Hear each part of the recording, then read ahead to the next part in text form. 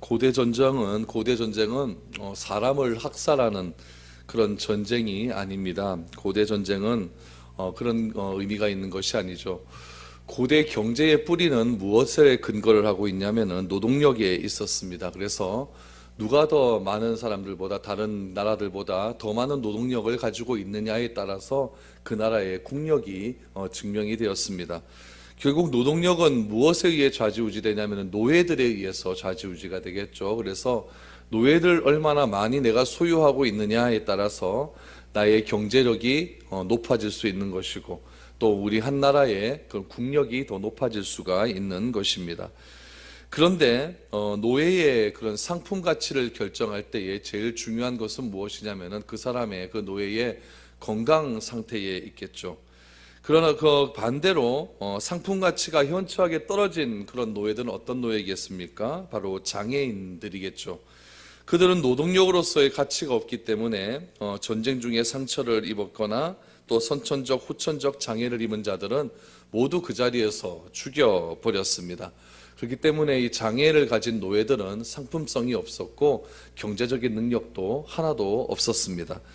오늘 사사기 3장 12절에서 30절까지 말씀해 보면은 이스라엘 백성들이 18년 동안 모압 왕 에글론의 손에 의해 지배를 받다가 한순간의 구원을 통해 악한 자들을 털어내고 평화를 얻게 되는데 80년간의 평화를 얻게 된다라고 하는 아주 짤막한 이야기가 소개되고 있습니다. 그런데 하나님께서 이 놀라운 구원을 베푸는 일에 사용한 한 사람이 등장을 하게 됩니다.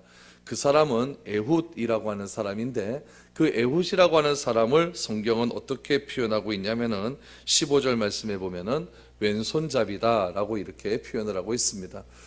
이 왼손잡이라고 하는 이 표현은 우리가 말하는 그냥 왼손잡이일 수도 있겠지만 성경에서는 장애를 가진 사람이라고 하는 뜻을 가지고 있습니다. 그래서 이 장애인 에훗을 통해서 하나님께서 어떻게 이스라엘을 구원하셨는지 한번 살펴볼 수 있기를 원합니다. 우리 12절에서 14절 한번 보죠. 이스라엘 자손이 또 여호와의 목전에 악을 행하니라. 이스라엘 자손이 여호와의 목전에 악을 행함으로 여호와께서 모압 왕 에글론을 강성하게 하사 그들을 대적하게 하심에 에글론이 암몬과 아말렉 자손들을 모아가지고 와서 이스라엘을 쳐서 종려나무 성읍을 점령한지라. 이에 이스라엘 자손이 모압 왕 에글론을 18해 동안 섬기니라 라고 그 당시의 상황을 설명합니다. 여기서 보면 여러분 사사기의 일정한 공식 하나를 알 수가 있죠. 그것은 이스라엘 백성들의 영적인 주기입니다. 이스라엘 백성들은 처음에는 하나님의 능력을 굉장히 맛보게 됩니다. 그래서 하나님의 말씀대로 살려고 노력을 하고 또 그 말씀대로 사니까 하나님의 능력이 그들에게 나타나기 시작을 합니다. 그때의 신앙 상태는 어떻겠습니까? 최고조에 달해 있겠죠. 그래서 이스라엘의 최고조 영적 신앙 상태가 있는 상태가 등장을 하게 됩니다. 이스라엘의 신앙 상태가 최고 수준으로 올라가게 되면은 반대로 그 주변 국가들은 이스라엘을 두려워하게 됩니다. 그러나 우리도 그렇지 않습니까? 생활이 좀 편해지고 또 가나안 사람들과 어울리는 가운데 현실적인 그런 타협을 하기 시작을 하게 되면 신앙의 열기가 점점 떨어지게 됩니다. 그러다 보면 우상을 숭배하게 되고 가나안 사람들이 사는 방식을 따라가게 됩니다. 이스라엘이 범죄를 하게 된다는 이야기죠. 그러면 하나님께서 어떻게 하시냐면은 그것을 가만두지 않으시고 그 주변 나라를 강성하게 일으키셔서 그 다른 민족의 압제를 두어 이스라엘 민족이 고통을 겪게 합니다.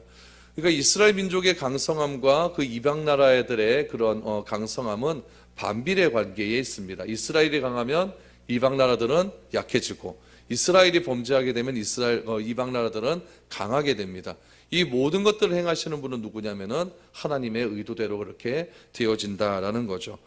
이스라엘이 범죄하게 되니까 이방 나라는 강성하게 되어지고 이방 나라들이 이스라엘을 침범하게 됩니다. 그러면은 이스라엘 백성들은 자기 힘으로 그 어려움을 해결해 보려고 노력을 하지만 도무지 해결 방법이 나지 않으니까 하나님께 부르짖어 기도할 수밖에 없는 거죠.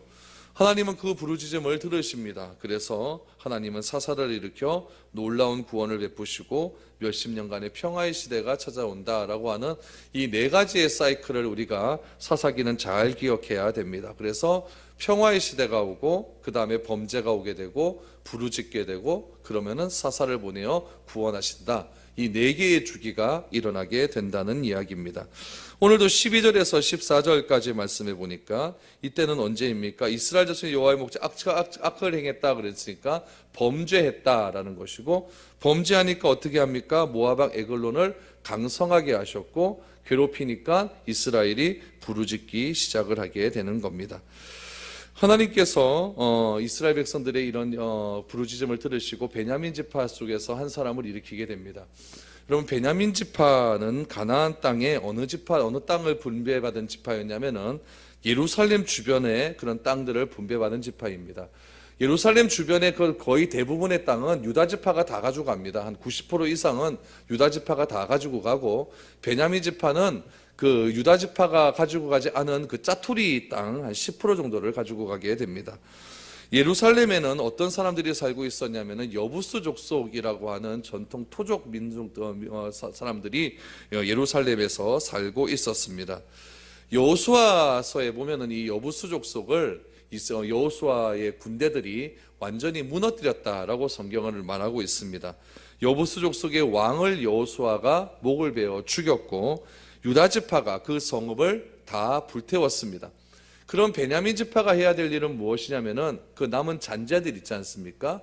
여보수 족속들을 다 한 사람 한 사람 또 몇 명 남지 않은 그 잔재들을 다 물리치는 일만 하면은 하나님께서 말씀하신 대로 예루살렘 성을 비롯한 그 유다 족속 땅은 완전히 이제 그 이스라엘 땅이 되는 겁니다. 그런데 이 베냐민 지파가 완전하게 물리치지를 못한 거예요.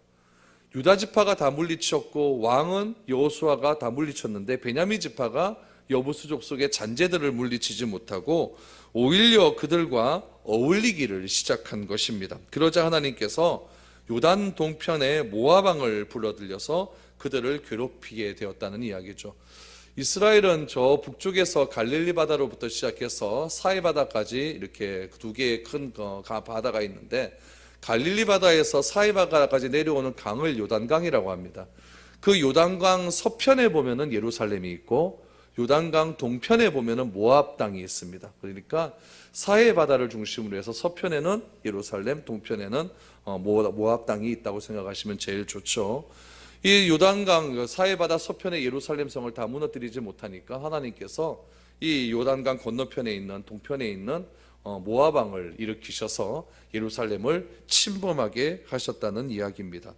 더군다나 오늘 13절, 14절 말씀에 보니까 어떤 말씀이 나오고 있냐면은 이 모압 왕 에글론이 그냥 예루살렘을 쳐들어온 것이 아니라 암몬 사람들을 데리고 쳐들어왔고, 또 이스라엘 자손과 철천지 원수였던 아말렉 자손과 함께 예루살렘을 쳐들어왔다라고 그렇게 말을 하고 있습니다. 그 모압 왕이 암몬 자손과 아말렉 자손을 모아가지고 와서 이스라엘을 어느 성읍을 쳐들어왔냐면은 종려나무 성읍을 점령했다라고 말합니다. 이 종려나무 성읍은 어느 지역을 말하냐면은 우리가 잘 아는 여리고 성을 말합니다. 그래서 여리고 성을 종려나무 성읍이라고 이야기하죠. 왜 그럴까요? 종려나무가 많으니까 그렇겠죠. 그래서 이스라엘 백성들도 요단강 건너와서 여호수아가 처음으로 공격해서 무너뜨린 성읍이 여리고 성읍 아니겠습니까? 그래서 이들도 모압 동쪽에 있다가 요단강을 건너면서 첫 번째 성읍이었던 종려나무 성읍 여리고를 점령하게 되었던 것입니다. 여러분, 그러면 어떻게 되겠습니까? 여리고성 바로 옆에 이제 예루살렘에 있거든요. 예루살렘에 있던 베냐민 지파 사람들이 이제 벌벌 떨기 시작하는 거죠. 그때 이제 생각을 하는 겁니다. 한쪽이 너무나 강성해서 우리가 도저히 이길 자신이 없게 되면은 어떻게 하냐면은 내가 그 나라의 노예가 되겠다라고 항복선언을 하는 겁니다. 그럼 항복선언을 하면 어떻게 해야 될까요? 그 노예가 된 나라는 그 항복을 한 그 나라에게 조공을 바치게 되는 거죠. 그래서 농사를 짓고 난 다음에 또 많은 양의 양식을 바쳐야 되고, 또 여자들도 바쳐야 되고, 또 가축들도 바쳐야 되는 그런 일들이 일어나게 되는 겁니다. 베냐민 지파가 그만 이 모압 자손에게 항복을 선언한 거죠. 그래서 14절에 보니까 이스라엘 자손이 모압 왕 에글론을 몇 년간 섬겼다고 나오냐면은 18패를 섬기게 되었다라고 말을 하고 있습니다. 여러분, 18패 18년 동안 섬겼다, 이거 긴 시간 아니겠습니까?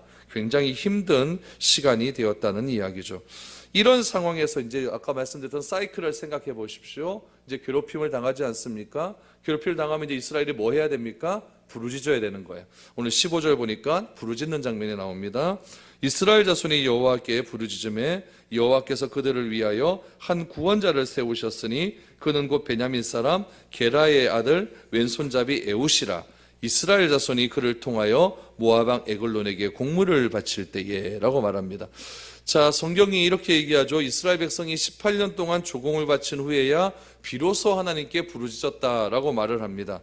하나님께서는 이스라엘 백성들이 지금 부르짖기를 기다리고 계셨습니다. 몇 년을 기다렸습니까? 18년을 기다리신 거예요. 18년을 그들의 입에서 부르짖는 소리가 나오기를 기다리고 있었습니다. 17년까지는 절대 그들이 부르짖지 않았습니다. 왜 부르짖지 않았을까요? 얘네들도 자존심이 있기 때문에 그런 겁니다. 자기가 잘못해서 지금 벌 받는 것 알고 있거든요. 그러니까 자기가 잘못했으니까 자기가 치워야 될 것 아닙니까? 그래서 17년 동안 열심히 자기 힘으로 어려움을 해결할 수 있다라고 믿고 열심히 해봤는데 안 되는 거죠. 안 되니까 어떻게 됩니까? 하나님께 부르짖게 된다는 이야기죠. 평화가 찾아오고 그 다음에 억압이 찾아오고 부르짖는다. 이 사이클이 그대로 되어지고 있다는 이야기입니다. 그래서 하나님께서 부르짖을 때 이제 누구를 보내주십니까? 구원하시는데 구원이 사사를 통해 구원이 되어지는 겁니다. 하나님께서 부르짖는 그들을 구원하시려고 준비된 사람은 오른손을 쓰지 못하는 왼손잡이 장애인이었던 에웃이었다라고 말을 합니다. 왼손잡이라고 하는 히브리어의 의미는 어떤 의미를 가지고 있냐면은 오른손이 묶여있는 이런 뜻을 가지고 있어요. 오른손이 묶여있는. 그러니까 오른손을 쓸 수 없는 장애인이라는 뜻입니다. 원래 여러분 베냐민 지파에는 왼손잡이가 많았어요. 왼손잡이가 많았는데 이 왼손잡이는 왼손을 더 잘 쓰는 사람입니다. 그런데 오늘 본문에 나타난 이 왼손잡이 에훗이라고 하는 것은 무슨 말이냐면은 오른손을 쓰지 못하는 사람입니다. 그러니까 조막손이라고 아세요? 조막손 가진 그런 사람인 것으로 이렇게 추측을 하고 있습니다. 그래서 금방 장애인임을 알 수 있는 그런 사람이었죠. 그런데 보세요. 이 15절 말씀을 다시 하반절에 보면은 이스라엘 자손이 그를 통하여 모압 왕 에글론에게 공물을 바쳤다라고 말합니다. 그가 누굽니까? 에웃이에요. 에웃을 통하여 에글론에게 공물을 바쳤다라고 말을 합니다. 그러면 이스라엘 사람들이 왜 에웃에게 공물을 갖다 주라고 모압 왕 에글론에게 갖다 주라고 했을까요? 이유는 딱 한 가지. 이것도 자존심 때문에 그렇죠. 멀쩡한 사람이 맨날 가가지고 공물 바치려고 그러면 이거 자존심 상하잖아요. 그러니까 장애인을 이용하는 겁니다. 장애인 네가 가서 너는 몸도 성치 않고 그런 거니까 네가 네까짓 게 무슨 뭐 자존심이 있겠냐 이렇게 말을 하면서 그 사람에게 시켰다는 거예요. 그럼 그 사람은 더 힘들 것 아닙니까? 오른손도 쓰지 못하고 또 몸도 다 성치 않은 상태에 있으니까 힘도 더 들어가지 않는 그런 상태 아니겠습니까? 그런 상태를 지금 모압 왕 에글론에게 몇 년을 섬겼습니까? 18년 동안 에웃이 그렇게 모압 왕 에글론에게 공물을 바치는 일을 했다라는 것을 알 수가 있습니다. 근데 18년째 되는 날 하나님께서 사사 에웃에게 큰 성령의 능력을 더해 주셨어요. 오늘 본문에는 성령의 능력이 더했다라고 하는 말은 나오지 않습니다. 그런데 우리 지난주에 보았던 사사 운니엘의 기사에서 보는 바와 마찬가지로 이 운니엘에게는 성령이 임하게 됨을 통하여서 이 운니엘이 강한 능력의 사람이 되지 않았습니까? 이 에웃도 마찬가지예요. 에웃도 장애인이었지만은 그가 힘없는 그런 사람이었지만은 하나님의 성령이 그에게 임하고 나자 그 가운데 크나큰 능력이 생겼음을 우리는 알게 됩니다. 어떻게 했는가? 우리 16절 17절 말씀을 한번 보시죠.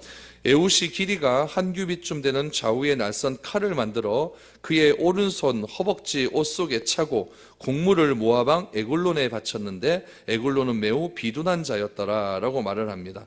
지금 에웃이 길이가 한 규빗쯤 된다 그러니까 40cm 정도 되는 칼입니다. 칼을 하나 만들어서 양날이 칼이는 칼을 만들어서 어디에다 찼습니까? 오른쪽 허벅지에 찼다 그랬어요. 왜 오른쪽 허벅지에 찼을까요? 왼손잡이니까 그렇죠? 왼손 허벅지에 차면 이거 칼 빼는 게 좀 이상하잖아요. 이렇게 이상하잖아요.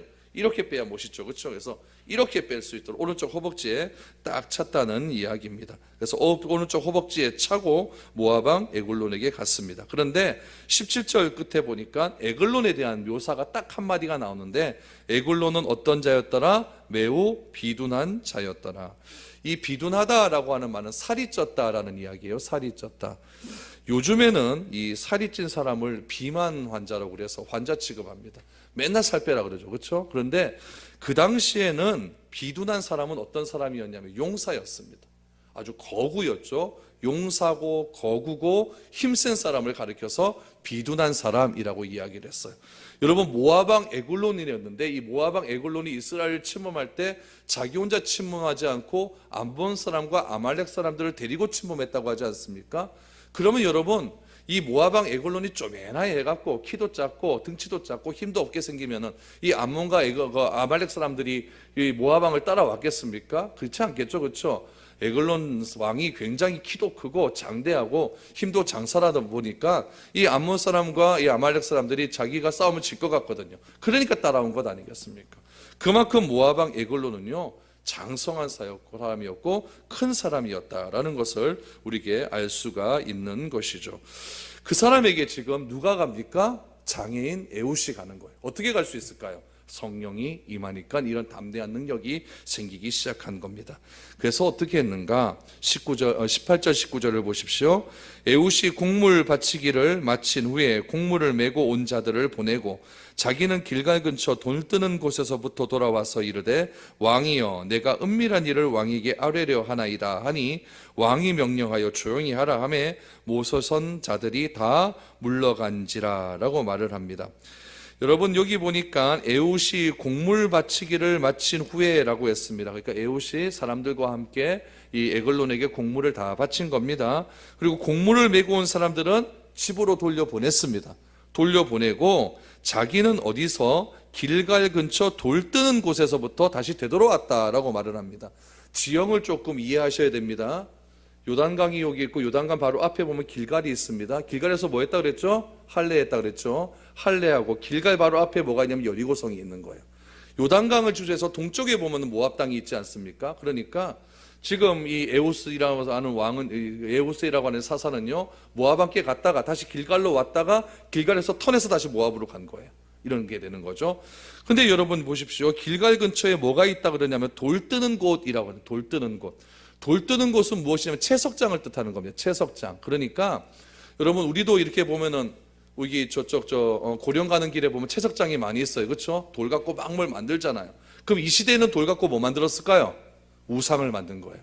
그러니까 그 우상 만드는 곳이 어디에 있었다? 길갈 근처에 있었대요. 제가 지금 사사기 말씀드리면서 길갈은 어떤 곳이라고 했습니까? 이스라엘의 최고의 부흥지였다고 말씀을 드렸어요. 여리고 성의 그런 접근을 앞두고 뭐 한 곳입니까? 할례를 한, 제가 막 이런 말도까지 했죠. 미친 짓을 한 곳이라고 했어요. 그 길갈이라고 하는 뜨거운 곳이 지금 어떻게 되었습니까? 우상을 만드는 곳이 되었다는 거예요. 우상을 만드는 곳. 우상을 만드는 곳이 길갈 근처에 곳곳에 있었다는 이야기예요. 무슨 말입니까? 아무리 영적으로 충만한 삶이 우리에게 있다고 할지라도 과거에 받은 은혜를 가지고 오늘 현세의 이 어려운 난관을 이겨낼 수가 없다는 이야기입니다. 과거에 은혜를 받았으면 오늘도 그 받은 은혜가 충만해져 갈 수 있도록 항상 마음 가운데 뜨거운 열정이 있어야 함에도 불구하고 길가는 여호수아 시대 때 그곳에서 할례를 행하고 그월절에서 유월절 의식을 행하면서 하나님께 전적으로 헌신했던 그 여호수아 시대 때의 그 놀라운 감격을 계속해서 잊지 못하고 지금 여호수아 시대가 끝나고 사사 시대 때에 와서 어떤 일들이 일어나게 되었느냐?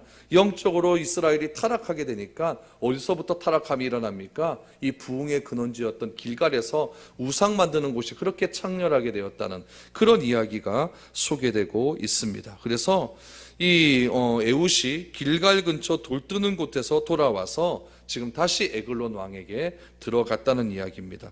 에글론 왕에게 들어가서 왕에게 무엇이라고 이야기했냐면은 은밀하게 한 말이 있다라고 쏘깁니다. 여러분 보세요. 지금 왕과 이 에훗 사이에는요 18년 동안 왔다 갔다 한 그런 경력이 있습니다. 그러면은 이 18년이라고 하는 기간을 계속해서 한 사람이 모압 왕에게 갔다고 한 것은 모압 왕이 그만큼 에훗을 신뢰했다는 것을 의미하는 거죠. 또 하나는 무엇이냐면 저거 장애인인데 장애인이 뭐 할 수 있겠노? 이런 얕보는 그런 마음도 있을 수 있다는 이야기입니다.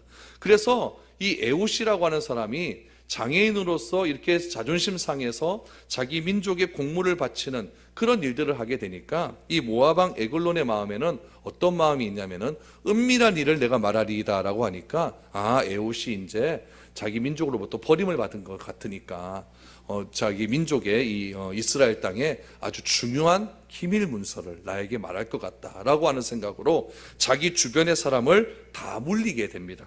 19절 말씀해 보니까 왕이 명령하여 조용히 하라 하며 모셔던 사람들이 다 물러갔다. 그러면은 왕이 있는 처소에 누구와 누구만 있게 되었냐면은 에글론과 에훗 두 사람만 있게 되었다라고 지금 성경은 기록하고 있습니다. 이때 어떤 일이 일어나게 되느냐? 이제 에훗의 놀라운 능력이 나타나는 거죠. 여러분 20절에서 22절 말씀을 한번 보십시오. 에훗이 그에게로 들어가니 왕은 서늘한 다락방에 홀로 앉아 있는 중이라. 에훗이 이르되 내가 하나님의 명령을 받들어 왕에게 아뢰을 일이 있나이다 하매 왕이 그의 좌석에서 일어나니 에훗이 왼손을 뻗쳐 그의 오른쪽 허벅지 위에서 칼을 빼어 왕의 몸을 찌르매 칼자루도 나리를 따라 들어가서 그 끝이 등까지 나갔고 그가 칼을 그의 몸에서 빼내지 아니하였으므로 기름이 칼날에 엉겼더라. 여러분 20절에서 22절까지의 말씀이 이해가 되지 않습니까? 지금 에훗이 에글론을 죽였다라는 이야기예요.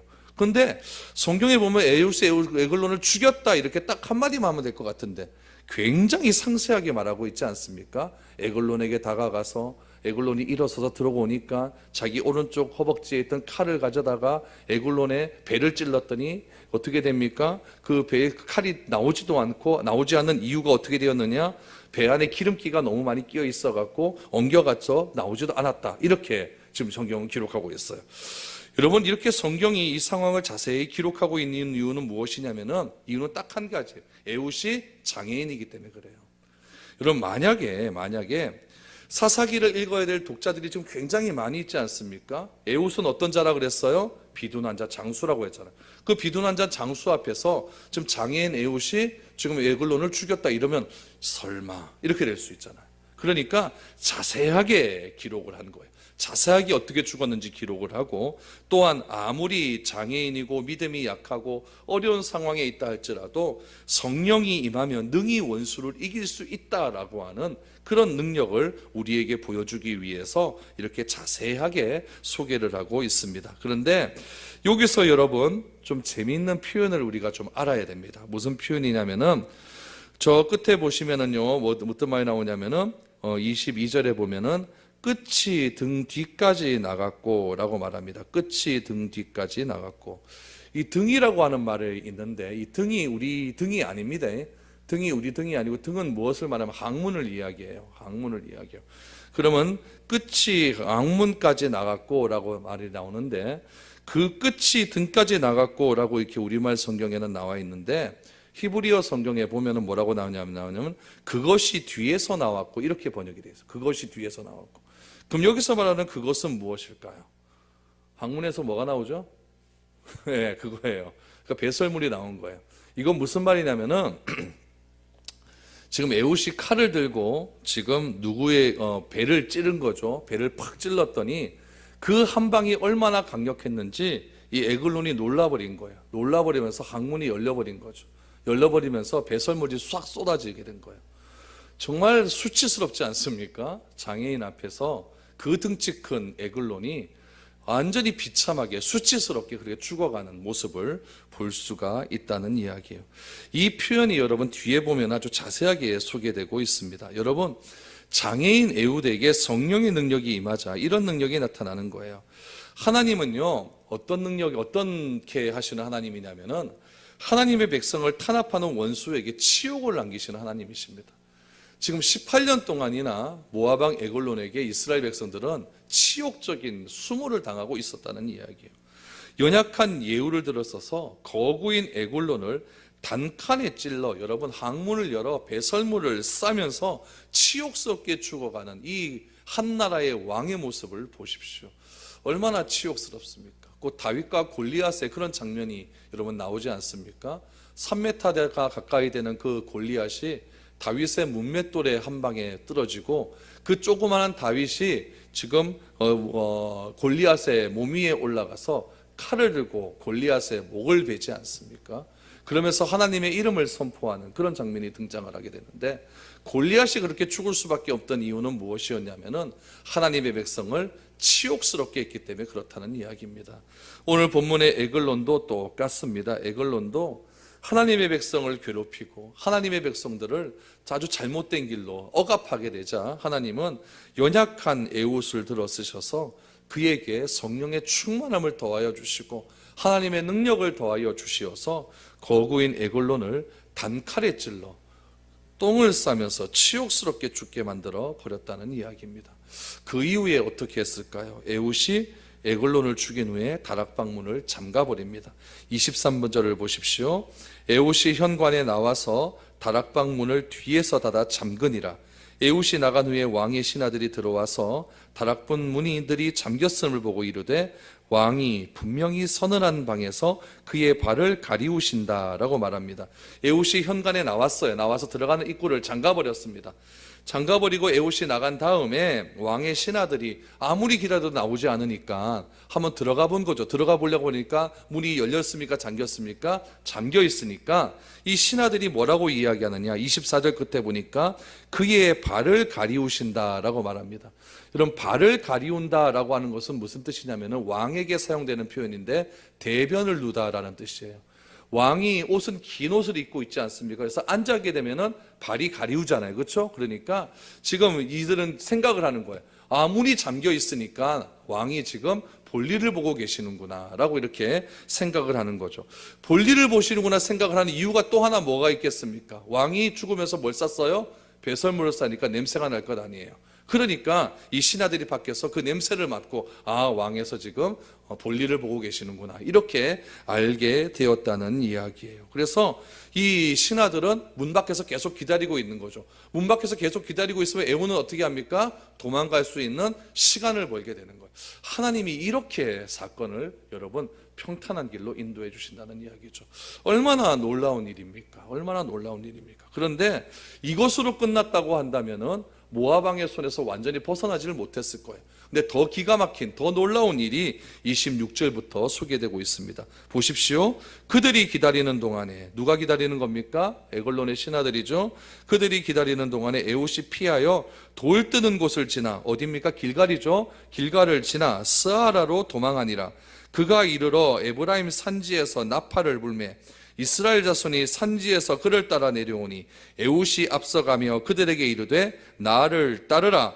여호와께서 너희의 원수인 모압을 너희의 손에 넘겨주셨느니라 하매 무리가 에훗을 따라 내려가 모압 맞은편 요단강 나루를 장악하여 한 사람도 건너지 못하게 하였고 그때 모압 사람 약 10,000명을 죽였으니 모두 장사여 모두 용사라 한 사람도 도망하지 못하였더라 라고 말합니다. 여러분, 이 길거리가 여러분 대충 감이 오십니까?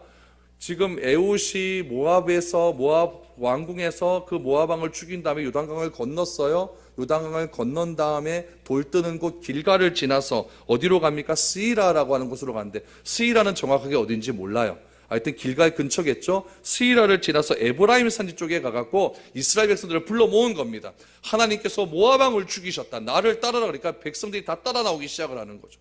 여러분, 장애인이라고 그를 저주하며 그를 천박한 사람이라고 놀려서 모압 왕 에글론에게 공물을 바치려고 했던 그런 사람의 말을 지금 누가 듣습니까? 일반 백성들이 듣게 되는 거예요. 듣게 되는 이유가 무엇이겠습니까? 성령의 능력이 그에게 임하니까 이런 능력이 나타나는 거예요.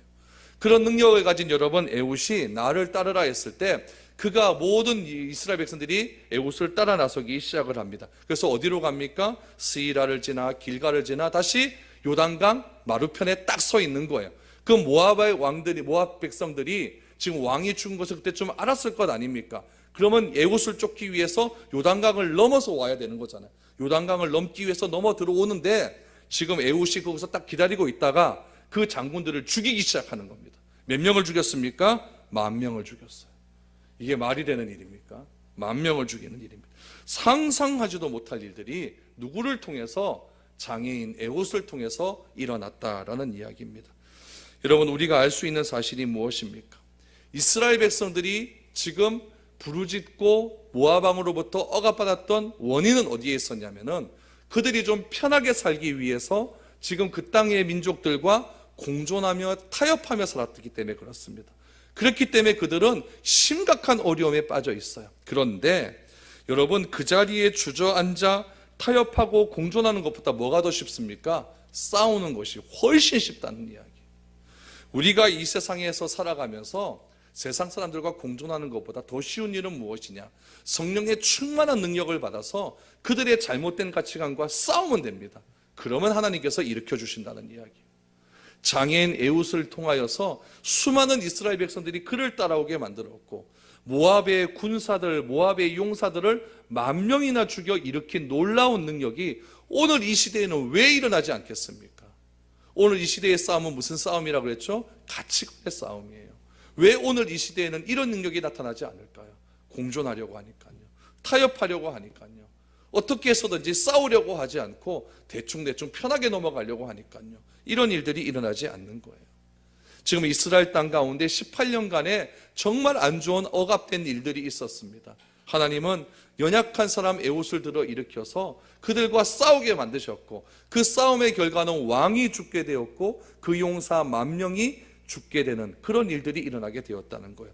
그 이후에 어떤 일이 일어납니까? 이스라엘 땅에 30절 말씀해 보니까 그날에 모압이 이스라엘 수하에 굴복함에 그 땅이 80년 동안 평온하였더라.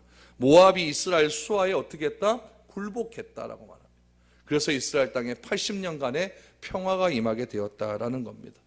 여러분, 하나님의 교회가 능력을 얻을 수 있는 방법은 딱 한 가지입니다. 성령의 능력입니다.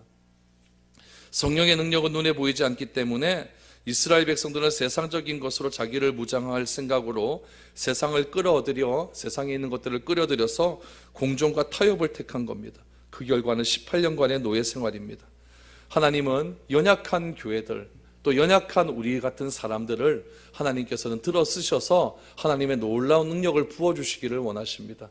그 놀라운 능력을 받기 위해서는 무엇을 해야 될까요? 부르짖어야 돼요. 부르짖어야 돼요.